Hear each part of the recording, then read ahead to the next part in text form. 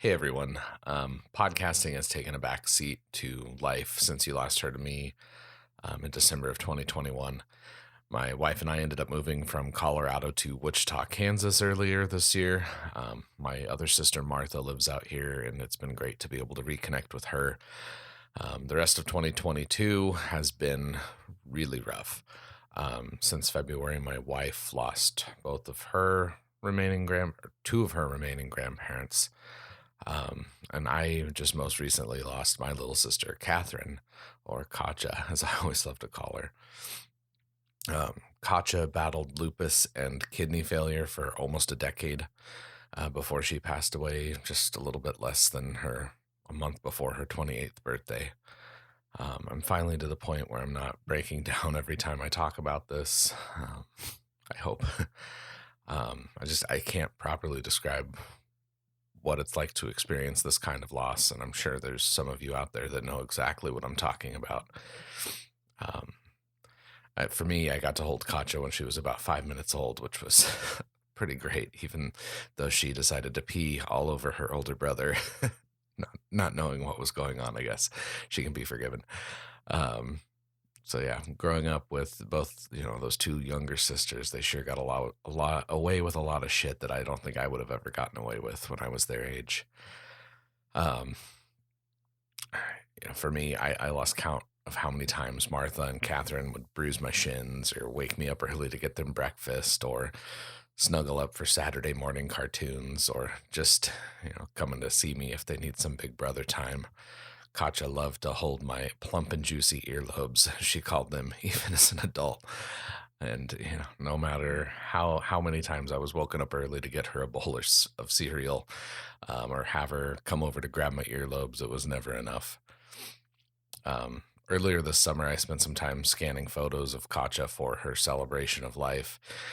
And there's a few where she was eating from her little tiny Toucan Sam little plastic cereal bowls.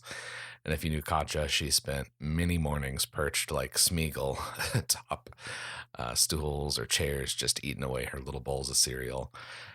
And knowing that I won't be able to pour her another bowl of cereal, or that I won't be able to lounge about watching cartoons and movies, it's the worst. Earlier this year, we'd been chatting a lot about her rewatching Star Trek, and mainly me, if we're being honest, watched a ton of Star Trek as little kids. So she was going back through as an adult watching some of those episodes, and she had made it pretty much all the way through the first season. And I remember one of the times we were talking about this episode called Code of Honor, where where Tasha Yar, one of the characters, has to fight to the death with these ridiculous hand-to-hand weapons, and we were just rolling about how absolutely terrible that episode was. But God, I would watch it with her again. One of the things I've been trying to do this summer, just because I enjoy it too, but also just it's nice to spend my mornings with Catherine, as it were, is to just be reading more. Katja was a voracious reader, and we always loved talking about what we were reading. One of her favorite books is The Hobbit, and just like hobbits, Katja had a love for things that grow and are good. And she'd go to the library or a used bookstore and always come home with books that helped her expand her knowledge of plants, animals, and the world around her. Living with her in the house for a little bit as I got to, I was always amazed at how she could take the little tiny plants or trimmings and make them grow.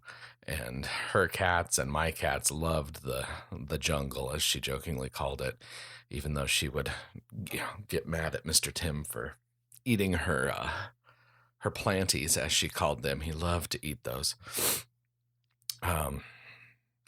Katja always had a knack for throwing awesome parties with charcuterie spreads, super tasty things, and she loved sharing those treats with her friends and family.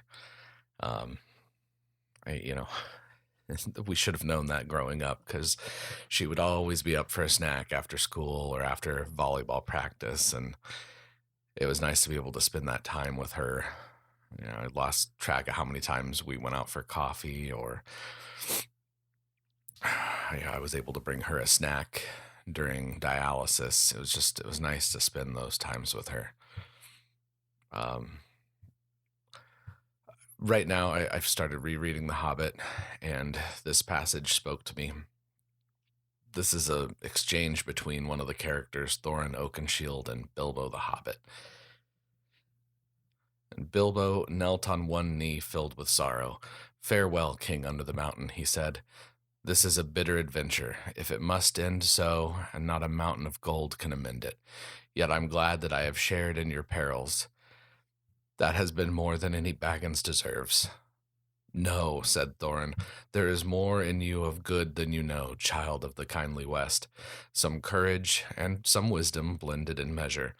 If more of us valued food and cheer and song above hoarded gold, it would be a merrier world. But sad or merry, I must leave it now. Farewell." Then Bilbo turned away, and he went by himself, and sat alone wrapped in a blanket. And whether you believe it or not, he wept until his eyes were red and his voice was hoarse. He was a kindly little soul.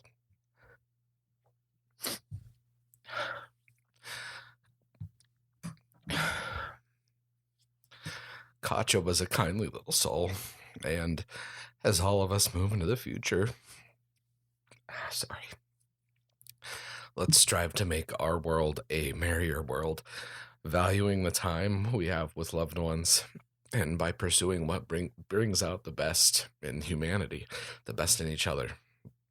The moments that we have with our loved ones are precious, and I hope you take some time today to be with the ones that you love.